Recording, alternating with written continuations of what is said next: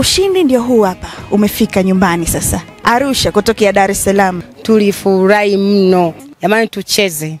Yaani ni uhakika kabisa, haina longo.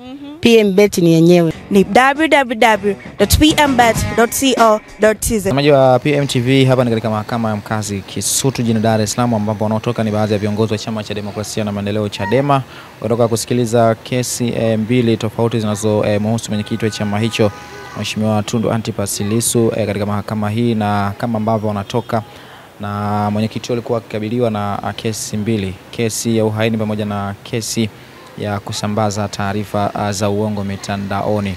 Na hivyo ndivyo ambavyo wanatoka baadhi ya viongozi wa Chama cha Demokrasia na Maendeleo baada ya kusikiliza kesi hizo. Na kitu ambacho kimezungumzwa ni kwamba kesi hizo zote zitasikilizwa tena tarehe 16 mwezi huu Juni mwaka 2025. Na hapo kama ambavyo unatazama, ulinzi ni mkubwa kwelikweli nje tu ya mahakama hii kwa ndani baada ya kutoka, na hivyo ndivyo ambavyo ulinzi unaendelea hapa katika mahakama hii ya Kisutu jijini Dar es Salaam.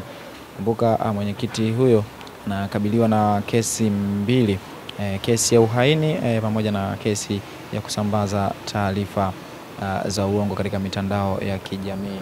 Na hivyo ndivyo ambavyo unaweza kutazama, na gari unaoliona ndio gari ambalo limembeba mwenyekiti wa Chama cha Demokrasia na Maendeleo Chadema Mheshimiwa Tundu Antipas Lissu, ambaye pia kwa sasa bado wameendelea na ile slogan yao, wanakuambia no reform no election. Lakini kwa sasa ambacho kilimleta hapa katika mahakama ya Kisutu jijini Dar es Salaam ni kesi mbili ambazo wanakabiliwa nazo, na taarifa kutoka kwa mwanasheria mkuu wa Chama cha Demokrasia na Maendeleo ni kwamba kesi hizo pia zitasikizwa tena tarehe 16 mwezi huu Juni mwaka 2025.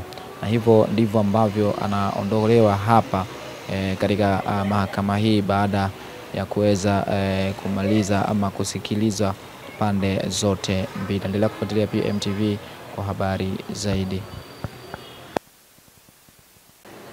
Maofisa wengine wa polisi ambao wako katika kuhakikisha kila kitu kinakuwa katika usawazo, ama kila kitu kinakuwa kadiri ya vile ambavyo inapasa, kwa maana ya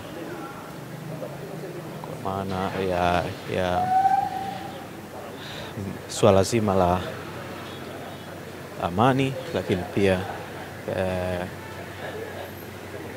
jambo hili limalizike katika taratibu za kisheria za kimahakama. Na kama ambavyo nimekuambia, msafara huo wa kumchukua Tundu Lissu kutoka hapa mahakamani ndio huo unaondoka kutoka hapa kwenye mahakama ya hakimu mkazi Kisutu kwa ajili ya kusubiri mpaka pale ambapo kesi hiyo itatajwa tena, na ikitarajiwa kutajwa siku ya tarehe 16 ya mwezi Juni mwaka 2025.